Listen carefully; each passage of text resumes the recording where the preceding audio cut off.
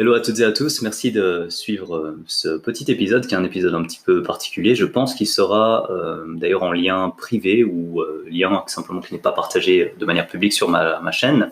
Il s'agit d'une réponse à une remarque de Julien Vénesson. Salut Julien, donc ce message est quand même grandement adressé directement à toi, mais j'ai décidé de le rendre public d'une certaine manière. En tout cas, vis-à-vis de la publication Instagram, ce sera disponible en lien, en story. Et donc, tu as fait une remarque par rapport au jus d'orange qui apparemment n'est pas aussi bon que ça. Et puis, concrètement, l'étude que j'avais partagée, c'était important de le mentionner, c'est une étude qui a un financement, effectivement. Et clairement, quand il s'agit d'une compagnie de jus de fruits derrière, c'est clair que voilà, ça implique d'aller au moins regarder. Et du coup, merci honnêtement pour cette occasion d'aller regarder un petit peu plus précisément les données. Et quand je dis on est allé regarder un petit peu plus précisément les données, en fait, je suis en compagnie d'un ami et d'un collègue qui a fait son master dans le domaine des sciences du sport, qui est Mathias Soulol. On va tout de suite rentrer un peu dans les détails, mais salut Mathias, comment ça va? Salut, bonjour à tous. Tu arrives à te présenter juste brièvement ce que tu fais et puis ensuite on va continuer. Brièvement, du coup, comme tu l'as fait signaler, je suis membre de la Nerdy Muscle Review avec toi et avec les autres collaborateurs. Et puis, mon domaine, c'est plutôt la version biomécanique et neurophysiologie. Mais j'ai quand même j'ai quand même une appétence très forte pour l'esprit critique et pour les biais cognitifs, les erreurs de raisonnement. Et j'aime bien, à moindre niveau, je me prends pas pour ce que je ne suis pas, mais j'aime bien les stats. Voilà.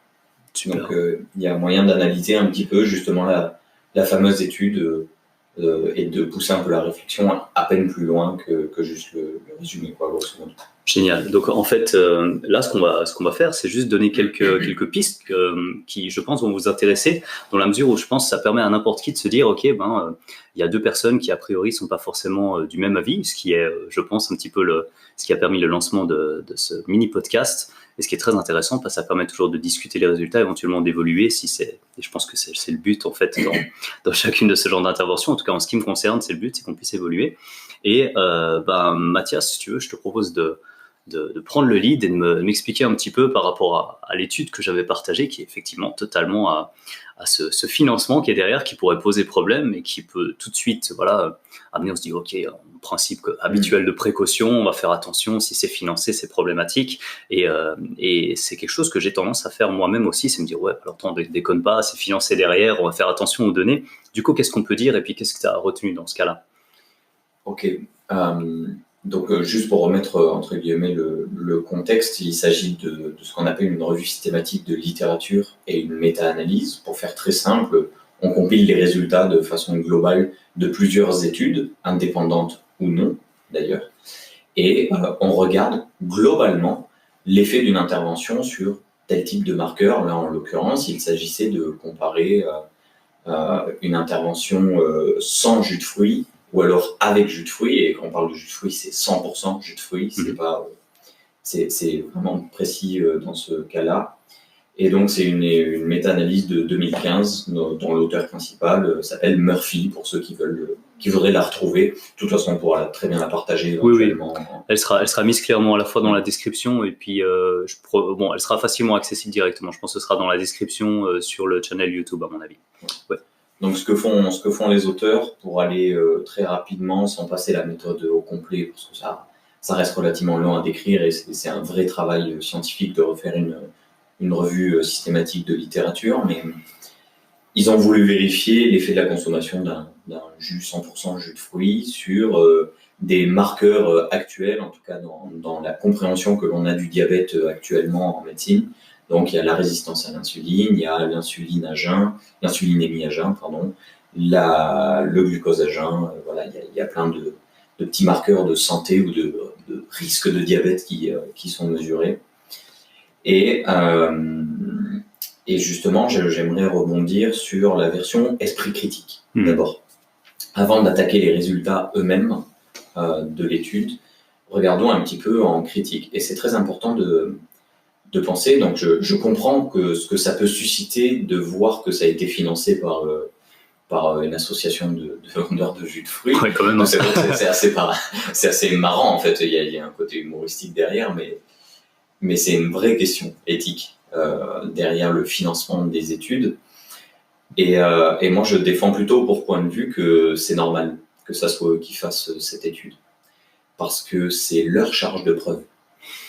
C'est eux qui doivent démontrer si un jus d'orange peut poser problème ou non. Alors on va me rétorquer que ils ont tout intérêt à pas montrer que c'est dangereux parce que sinon ils peuvent plus le vendre. Oui, effectivement, ils ont tout intérêt à le faire. Ceci dit, s'ils sont publiés, c'est qu'ils mettent en avant de manière, on l'espère, assez transparente, et là en l'occurrence c'est le cas, leur méthode, que l'on peut aller vérifier. Le fait qu'une étude soit financée, ça condamne pas l'étude elle-même. La plupart du temps, d'ailleurs, ça condamne rien du tout. Peut-être la conclusion des auteurs ou quelque chose comme ça, aller voir juste les résumés un peu. Tout à fait. Ça biaise rarement les résultats eux-mêmes. Ouais. En revanche, ça peut biaiser l'interprétation que l'on a des résultats et ça peut biaiser les études que l'on choisit pour comparer et discuter. Donc en fait, c'est la partie discussion qui se retrouve plus affectée, peut-être, c'est même pas une garantie, c'est peut-être plus que les résultats. Donc il faut pas faire ce biais assez gros de dire c'est financé donc c'est faux.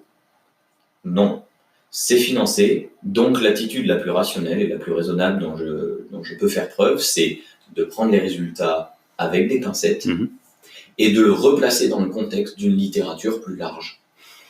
Génial. Et comment est-ce qu'on peut comparer finalement donc cette étude avec d'autres? Quels critères on va utiliser? Il y a la fameuse valeur P, la valeur statistiquement significative, comme on dit. Et puis, est-ce qu'il y a d'autres critères qui permettent de faire quelque chose comme ça ou pas du tout? Ouais, si, heureusement d'ailleurs. Ah oui, bien sûr.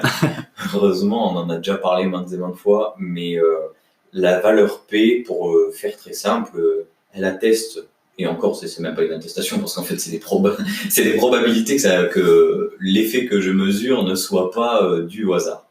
C'est probablement un effet de mon intervention. Ouais. Donc l'idée, c'est ça. Elle dit plus ou moins, tout simplement, c'est peut-être pas le hasard qui a fait que j'ai tel résultat.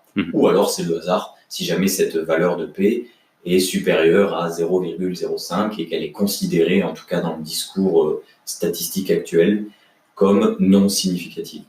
Mais comme tu le fais souligner, c'est intéressant, c'est pas le seul marqueur, parce qu'en fait, cette p-value ne détermine pas la magnitude de l'effet, c'est-à-dire l'amplitude de l'intervention qui a été mise en place. Et l'amplitude de l'intervention qui a été mise en place, il y a un outil statistique parmi beaucoup d'autres, mais celui-ci est quand même très simple à appliquer, c'est celui des tailles d'effet. Les tailles d'effet, donc on les connaît sous le D de Cohen, sous le... Qu'est-ce qu'il y a? Le H de Edge, il y a des ES pour effect size, des déviations, des différences moyennes standards. Voilà. Si vous vous retrouvez dans une méta-analyse et une revue systématique de littérature, ça veut dire à peu près la même chose. C'est le calcul qu'il y a derrière qui est un petit peu différent. Mais fondamentalement, on l'interprète à peu près de la même manière. Il y a des seuils qui sont fixés dans la littérature. Si on se retrouve entre 0 et 0,2, ça veut dire, 0,19 pour être plus précis, ça veut dire que l'amplitude de l'intervention, qui est une valeur de P significative ou pas, elle est complètement négligeable. Et en fait, on augmente crescendo jusqu'à avoir des tailles d'effet qui sont faibles, modérées, larges, très larges, extrêmement larges, et ainsi de suite, plus la taille d'effet est élevée. D'accord. Et donc, une taille d'effet élevée, pour faire simple, ça représente quoi pour un résultat? Disons, on teste si la créatine a un effet dans le sport, on prend la créatine monohydrate pour un groupe, l'autre soit aussi, on a un groupe vraiment avec contrôle, etc. La taille d'effet va mesurer quoi, par exemple, pour un exemple simple comme celui-là?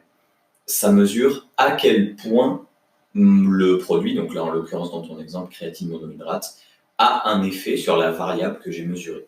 Par exemple, si je ne sais pas si je le fais sur un effort maximal en temps de maintien d'une tâche, par exemple, sur un cycloergomètre. Voilà, c'est tout bête, mais à quel point ça a eu un impact par rapport à un contrôle placebo. Par exemple, ça pourrait être un pourcentage d'effet sur la performance. Ok, bon, je pense que c'est quand même assez clair. Super. Parce que les stats, c'est pas toujours clair pour tout le monde, mais là, je pense que c'était très clair. En l'occurrence, c'est vraiment un outil qui est très simple à calculer, même par soi-même. La réalité, c'est que la formule est super On pourrait la mettre éventuellement en description Ah aussi. oui, ouais, bien sûr. Bon, bah, alors ce sera aussi en description, magnifique, bien un sûr, petit on cadeau. peut mettre la formule en description si quelqu'un veut s'amuser à calculer les tailles d'effet des études qu'on va partager, pourquoi pas. Génial. Ouais. Et puis alors, revenons quand même au sujet de base, si ça te Tout à va, fait. par rapport au... Non, mais c'est sûr. super, ça donne des outils en plus pour le jus d'orange. Et puis, finalement, est-ce qu'on est capable de dire, avec les études qui sont plus ou moins liées à cette étude, ou les études indépendantes, ou ce qu'il y a dans le reste de la littérature, parce qu'il faut généralement avoir une vision qui est pas, on choisit celle qui confirme ce qu'on a en tête, ce qu'on appelle le biais de confirmation. Tu me corriges si jamais c'est une erreur, c'est celui-là. Et du coup, dans les études indépendantes, cette fois-ci, est-ce qu'on a la même tendance? Est-ce que c'est totalement l'opposé? Est-ce que finalement, le jus de fruits est horrible? Tu as une idée? Est-ce qu'avec cette taille d'effet, on peut le calculer? On peut le calculer, c'est assez drôle parce que la méta-analyse que tu partages, qui est financée, au total, elle inclut 18 essais cliniques randomisés, d'accord, et contrôlés, qui regardent un petit peu toutes les variables que j'ai citées tout à l'heure vis-à-vis de la résistance à l'insuline à jeun, etc. Et parmi ces 18, on se retrouve avec, par exemple, le glucose à jeun, il y en a 16, et parmi ces 16, il y en a 6 qui sont indépendantes. D'accord, il y en a 6 qui sont prises comme indépendantes. Très bien. Et c'est super que tu le fasses remarquer, c'est que en fait, les résultats des études indépendantes prises pour ce marqueur du glucose à jeun, elles ont exactement les mêmes effets. Donc la taille d'effet, la taille d'effet est identique à d'autres études qui sont dites non indépendantes, donc qui ont un lien financier avec l'industrie du jus de fruits, par exemple. D'accord, ok. Donc si on supprime, admettons justement, on se dit à la base, toute étude financée pose problème, et puis on vient de discuter que c'était pas forcément un souci en soi, mais admettons, on vire tout ça. Par principe de précaution, éventuellement, on pourrait le virer. On pourrait, et puis enfin, je fais exprès, hein, et donc l'idée c'est qu'il resterait ces 6 qui sont indépendantes et qui vont quand même dans la même direction. Exactement. Ok. Donc là, pour donner un ordre d'idée, en supposant que j'en prenne une, par exemple, il y a Cerda et collaborateurs en 2006, ces gens-là, ils trouvent de manière globale une taille d'effet négligeable, faible, parce qu'elle est à 0,20, en défaveur du jus de fruits. D'accord. Ok, pourquoi pas. Il y en a un autre, Codonner et Franch, 2010, eux, ils trouvent une taille d'effet qui est considérée comme modérée, parce qu'elle a 0,71, d'accord, en faveur du jus de fruits. D'accord. Et là, pour le coup, on a ce qu'on appelle des intervalles de confiance à 95%, c'est-à-dire que 95% de mes données sont comprises dans cet intervalle de confiance. D'accord. Et là, en l'occurrence, ils n'ont pas beaucoup de marge. C'est-à-dire qu'on pourrait interpréter les intervalles de confiance comme plus c'est large et plus il y a une inconsistance des résultats en fonction des individus.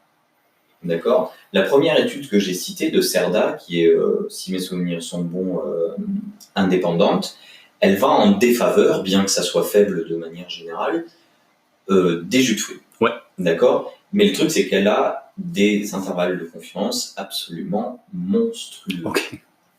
C'est-à-dire qu'on a des mecs qui sont en complète faveur du jus de fruits, et là, la taille de l'effet, elle est à 1,58. D'accord ? Donc, c'est un effet qui est considéré comme très large. Et on a d'autres mecs qui sont en complète défaveur de l'utilisation des jus de fruits, et qui ont, en tout cas pour le glucose à jeun, et qui ont une taille d'effet à 1,98. Donc, c'est effectivement aussi un effet très large. Donc, en fait, on se retrouve vraiment avec une totale opposition, et comme en science, à l'heure actuelle, on utilise la moyenne parce qu'on a une idée assez claire, en tout cas en mathématiques, de comment se répartissent les données en fonction d'une loi normale, etc. Bon, on ne va pas refaire les stats, mais grosso modo, on utilise la moyenne parce qu'on sait comment elle se répartit. Cette étude-là, moi, ce qu'elle est en train de me montrer essentiellement, c'est que ça dépend carrément de l'individu. D'accord. Et si je prends une autre indépendante, donc qui est celle juste en dessous de Codonner et Franch en 2010, là, elle va carrément en faveur du jus de fruits, elle est indépendante, et là, pour le coup, les intervalles de confiance sont assez réduits. Donc, en fait, le résultat qui est considéré comme modéré, il est quasiment modéré pour l'ensemble des individus qui ont fait l'étude. D'accord, donc ça, sur les 2 des 6 indépendantes, Tout à fait. il y a, bon, en tout cas, en prenant quelque chose de raisonnable, on pourrait dire, au pire, c'est pas quelque chose qui semble vraiment problématique et Tout on à fait. serait en tout cas pas en mesure d'affirmer quelque chose de nature causale par rapport au diabète comme étant un risque directement. Ce serait quand même aller vraiment très très loin. Ce serait une extrapolation qui serait carrément pas raisonnable, quoi. Oui, en fait, c'est un gros biais, Ouais. et on en parlera de toute façon avec Mr. Wade dans la section esprit critique de la NMR. Ouais. C'est une grosse confusion entre ce qui cause et ce qui est lié. Mm-hmm. Et un lien en statistique, c'est une association, c'est une corrélation, et les corrélations ont plus ou moins des liens qui sont forts. D'accord ? Là, en l'occurrence, il ne faut pas confondre causalité et corrélation. C'est vraiment pas la même chose. Ça signifie uniquement que c'est pas systématique comme résultat et que ça peut largement varier de facteurs confondants. Par exemple, est-ce que cet individu qui a des risques augmentés de diabète, en supposant que ça soit le cas, par exemple une augmentation d'un ratio de hasard de 20%, voilà, il y a une augmentation de 20% du risque de diabète, est-ce qu'il fait du sport ? C'est tout bête, mais bon, augmentation de l'activité physique, augmentation de GLUT4, par exemple, du transporteur de glucose, c'est tout bête, mais ça peut avoir un impact absolument énorme sur les risques et les prédispositions de diabète, quoi. Bien sûr. Donc c'est tout bête, mais il y a plein de facteurs confondants qu'il ne faut pas zapper. Tout le monde me paraît réponse à l'insuline, mais la réalité, c'est que l'insuline, elle augmente aussi, Rémi Masson nous en parlera mieux que nous, elle augmente aussi avec les protéines. Oui, bien sûr. Ça a l'air d'embêter personne. Mais les glucides, tout le monde y tape dessus. Alors que les œufs le matin, par contre, qui montent aussi l'insuline sans aucun problème. Tout à fait. On l'air d'ailleurs bénéfique de manière globale, probablement pour peut-être d'autres raisons, mais voilà, il y a plein de choses comme ça. Donc de manière générale, si on regarde, on va peut-être, si tu veux bien, passer rapidement les résultats très globaux de toutes les études qui ont été prises en compte, indépendantes comme non indépendantes. Si on se retrouve avec le glucose à jeun, la taille d'effet, elle est à moins 13, c'est-à-dire que on se retrouve avec une légère, mais vraiment très légère, d'ailleurs on considérera qu'elle est négligeable en faveur des jus de fruits. D'accord ? Si je regarde l'insuline à jeun, on se retrouve là vraiment avec... alors, c'est un peu le problème, on en parlait justement un petit peu cet après-midi. Je crois que pour l'insuline à jeun, les auteurs se sont trompés dans le calcul des tailles d'effet. Qui étaient vraiment colossaux. Voilà, les tailles d'effet sont absolument colossales, que ça soit en faveur ou défaveur. En fait, dans les deux cas, il y a vraiment des trucs absolument monstrueux. C'est quelque chose qui n'arrive pas généralement sur ce genre d'intervention. Personnellement, je me suis amusé à en calculer une, juste pour vérifier si je trouvais la même chose qu'eux. Je trouve pas du tout la même chose qu'eux. Okay. Donc je pense qu'au vu des résultats très globaux, de ce qu'ils ont trouvé, ils se sont bourrés. Mais il n'empêche que c'est assez étonnant, mais la conclusion finale, c'est-à-dire l'analyse totale, elle semble plutôt réaliste. Donc je sais pas trop comment ils se sont démerdés, mais c'est pas grave. Ça c'est dit. de manière très globale, on a à nouveau, pour l'insuline à jeun, une légère faveur. Donc là, il y a une taille d'effet qui est faible en faveur des jus de fruits. Ok. D'accord. Qu'y a-t-il d'autre ? La fameuse résistance à l'insuline. Oui. Là, en l'occurrence, c'est exactement le même principe. Légère faveur pour les jus de fruits, donc taille d'effet qui est faible. Donc elle a 0,22. D'accord. En général. Et là, en l'occurrence, il semble avoir calculé les choses très bien. Mais là, toutes les études qui sont employées, et il y en a 2 parmi elles qui sont complètement indépendantes, sont vraiment pile sur la ligne de il n'y a rien, quoi. D'accord. Dans le sens, il n'y a ni effet délétère, ni effet positif. Ok. Et le dernier critère qu'ils avaient, c'était l'hémoglobine glycolysée. Alors là, j'admets que je ne connais pas du tout cette molécule, je suppose que... D'accord. Non, mais vas-y seulement. Il n'y a que 3 études qui sont mises en avant, donc c'est très peu. Il y en a une d'indépendante. La seule indépendante montre qu'il n'y a rien en faveur ni défaveur de la part de ce marqueur-là. Et de manière globale, on a une taille d'effet qui est à 0,00. D'accord.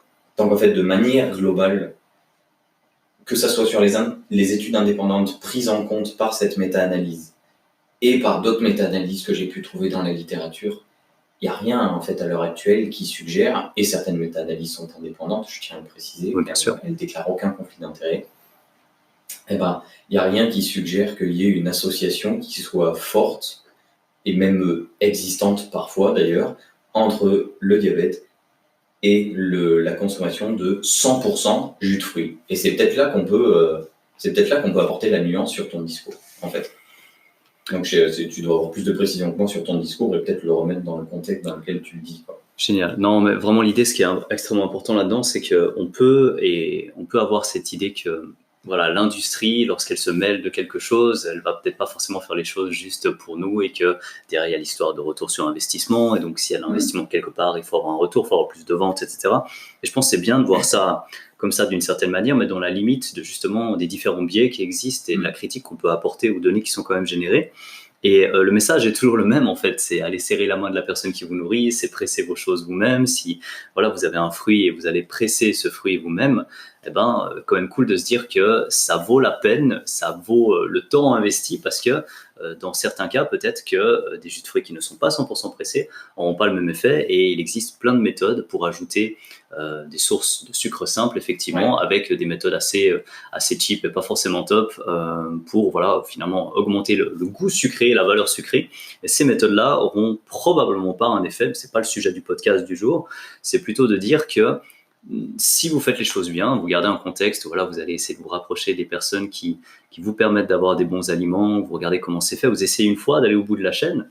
On reste quand même dans quelque chose d'assez cool, c'est que même un jus de fruits qui est quand même bon, alors je suis totalement biaisé, j'assume totalement que c'est juste moi qui a un goût généralement extraordinaire. Et puis on pourrait se dire tiens bah quand le goût est sucré, mais que justement ça vient d'une source qui quelque part représente quelque part la qualité nutritive qu'on peut avoir depuis le sol, que c'est pas un sol qui est massacré, qu'on a juste dit n'importe quoi, mais une tomate qui est absolument fade, qui a pas de goût, etc., qui viendrait d'une monoculture en pétrochimie, et puis voilà, qui est l'agriculture conventionnelle. Là, si on se dit bon ben, par exemple un index BRICS, qui est un index qui permet de regarder par un réfractomètre la quantité de carbone qu'on a dans un aliment, qui pourrait représenter quelque part la densité nutritionnelle. C'est un critère qui est utilisé, hein, c'est pas forcément le meilleur, mais c'est quand même quelque chose d'intéressant. Pourrait simplement me dire bon bah si c'est plus dense, si quelque part on accumule plus de sucre, ça veut dire que en l'occurrence la plante était quelque part contente, si je veux vraiment caricaturer, et qu'il y avait des nutriments, il y avait tout qui allait bien, et puis elle a pu justement cumuler plein de choses à cet endroit. Au final il se passe quoi? Bah ça a bon goût, ça a un goût sucré. Et donc ce qui est sympa, c'est que le goût sucré est pas forcément là juste pour nous faire culpabiliser, ou c'est pas forcément juste l'industrie qui fout le bordel partout. C'est possible, mais là, même si c'est financé par une industrie, je veux dire, admettons que je sois sponsorisé par un petit producteur de jus de fruits locaux, c'est pas le cas encore, mais franchement c'est un sponsor envisageable et je serais assez fier que ce soit le cas. Si à côté je trouve un producteur de jus de pomme, bah, j'aurais aucun souci avec le fait de le mettre en avant, sachant que derrière, vraiment au niveau de la littérature, lorsqu'elle est analysée avec certains principes importants qu'on doit garder en tête par rapport à la critique de l'information, par rapport à la valeur des données, etc. Ça a vraiment pas l'air de causer le diabète, en tout cas. Et c'est peut-être quelque chose d'important, c'est que voilà, on a le droit de manger des fruits, on a le droit de boire des jus de fruits, on a le droit d'avoir des choses qui ont un bon goût et ne pas culpabiliser pour autant et se dire mince, on va forcément vers la pathologie et puis on est en train de faire quelque chose de pas bien parce que ça a un goût sucré, quoi. Donc ça, c'est peut-être la mise en contexte un petit peu plus large et je pense que c'est cool, généralement, comme nouvelle, parce que on a quand même pris le temps et bah Mathias, franchement, merci pour ces détails parce que ça m'a permis de me dire, bah déjà merci Julien aussi hein, pour l'occasion qu'on ait pu prendre là tous les deux, Mathias et moi, parce qu'on a pris vraiment ta remarque au CO, c'est-à-dire que ça va directement augmenter le risque de diabète et on s'est dit c'est l'occasion de regarder et puis peut-être de proposer une analyse pour que chacun puisse se faire son avis. Bien sûr, on aura les liens en description, études indépendantes et études financées, avec la possibilité que vous puissiez faire le même parcours qu'on vient de faire. Et si vous voulez refaire l'analyse statistique, vous aurez aussi le lien de votre côté. C'est vraiment la démarche qu'on a, qui est une démarche non autoritaire, c'est-à-dire que on espère pouvoir vous donner les mêmes traces que ce qui nous a permis de faire le chemin, enfin la démarche intellectuelle qu'on a pu avoir au niveau d'une question. Et puis concrètement, on espère qu'au final, ce message aura servi à tout le monde pour qu'on puisse avancer et puis qu'on puisse s'alimenter sans culpabilité, qu'on puisse s'alimenter de manière cohérente en fonction des choix de chacun, mais qu'on puisse faire des choix simplement éclairés Et en ce sens, Mathias, franchement, merci infiniment. T'es juste incroyable dans la qualité de ton analyse. Et puis, je pense que ce sera assez clair pour tout le monde. Est-ce que tu as quelque chose que tu veux rajouter de ton côté par rapport au stats ou une erreur que tu veux éviter d'habitude? Parce que tu vois, moi, c'est typiquement une erreur que j'aurais pu faire assez facilement parce que à force d'étudier un peu le comportement de l'industrie, clairement, d'un moment, tu te dis, mais vous faites chier, les gars, quand même. Vous pourriez vous dire, OK, faites du business, mais vous n'êtes pas obligé forcément de mettre des trucs totalement inutiles à tel endroit juste parce que vous gagnez 5 centimes pour tant de trucs. Et qu'est-ce que tu aimerais donner comme message de ce côté pour que peut-être qu'on ne soit pas dégoûté par les études financées, mais qu'on puisse garder quand même des principes, justement, on parle du principe de précaution, quelque chose de pratique qu'on puisse garder en tête. Je ne sais pas si c'est très pratique. On en a déjà parlé tous les deux. Et la réponse à la question « à qui profite le crime ?» c'est peut-être vous. Okay. Génial. Ça marche. Certains méditeront là-dessus. Qu'importe, c'est une question d'idéologie. Cette question trouvera toujours une réponse. Qu'on pense être du côté des gentils ou des méchants, j'aime pas la dichotomie faite de cette manière. Mais l'idée, c'est de dire que si vous trouvez la réponse à cette question, il se peut que d'autres la trouvent également et qu'ils vous accusent vous, alors que vous pensiez être dans le camp des gentils. Donc voilà, je finirai juste sur ça et je pense que les gens pourront réfléchir sur ça. Génial. Non, ça nous donne vraiment pas mal de perspectives. De mon côté, il y a quelque chose que je pense que vous pouvez faire, c'est de regarder aussi par rapport aux différents comportements, je dirais, que les personnes abordent par rapport à une question. Est-ce que vous allez trouver que quand quelqu'un parle d'un sujet, que ce soit de la nutrition, de la musculation, de l'écologie, franchement de n'importe quoi, essayez de regarder un petit peu plus que le message, essayez de regarder aussi ce qui se cache derrière, essayez de regarder la nature de la question. Par exemple, là, je pense que ce qui est intéressant, c'est qu'on a pu vous proposer une réflexion, mais est-ce que derrière vous pensez qu'on a fait ça pour une raison bien spécifique? Bon, par exemple, on a parlé plusieurs fois de la NMR, donc on pourrait se dire c'est cool, les gars, ils font juste un placement de produit, et du coup non mais clairement, tu vois, je fais notre propre critique. C'en est un, oui. et en plus c'est un placement de produit parce que finalement on en parle et puis c'est quelque chose, on met tout notre cœur dedans, mais pas seulement notre cœur parce qu'on essaie d'être le plus objectif aussi. Du coup, on utilise aussi les stats pour ce qu'il faut, mais du coup, clairement, remettez-nous en question aussi. Et c'est important que ce soit le cas pour nous, mais que ce soit le cas pour les autres aussi. Suivez-nous sur Instagram. Deuxième placement, attention.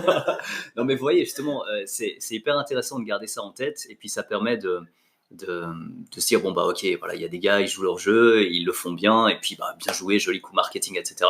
Il y a d'autres qui sont peut-être un peu moins honnêtes. Il y a peut-être franchement des personnes qui sont malveillantes. J'ai toujours un peu plus de peine avec cette idée, mais il faut franchement croire que c'est possible, surtout quand on voit ce qui se passe dans l'industrie de temps en temps. Donc voilà, gardez ça en tête, gardez ce petit côté pratique, la question à qui profite le crime. Et puis clairement, si vous pouvez monter un business de jus de fruits pressés locaux, vous avez compris que certainement on vous encourage à le faire et a priori on ne pense pas qu'il y ait de problème. Mais cela dit, c'est à vous de faire votre interprétation et j'insiste encore une fois, il y aura tout en description. Je prendrai le temps de faire ça et de le mettre au clair et puis on mettra ça au clair ensemble avec Mathias. Mathias, je me permets de te remercier encore une fois pour le contenu qu'on vient de pouvoir produire ici. Avec grand plaisir. Et puis, si ça vous a plu, n'hésitez pas à nous dire. Et puis, je suis très, très, très facilement en contact avec Mathias, que je commence à apprécier un petit peu trop. Donc, si jamais il s'agit de le faire revenir ici, il n'y a aucun problème, n'hésitez pas à me le dire. Et puis, on dort ensemble d'ailleurs. Je ne sais pas si c'est une partie qui sera coupée. Donc, vous voyez jusqu'où ça peut aller. Donc, attention, prenez des gens au sérieux seulement quand ils sont sérieux. Et nous, faites vraiment attention à ce qu'on a dit. Je ne le suis jamais. On l'a été quand même un petit peu ici. Mais bon, ouais. on va conclure là-dessus. Vraiment, merci pour votre attention. Et puis, on espère que ça vous aura permis de faire un petit bout de chemin avec nous et d'avancer. Parce qu'en l'occurrence, vu qu'on a pu aller un petit peu plus loin, on a pu avancer en ce qui nous concerne. Et c'était vraiment plutôt cool au final. Yes. Allez, à la prochaine. Ciao, ciao. Allez, à plus.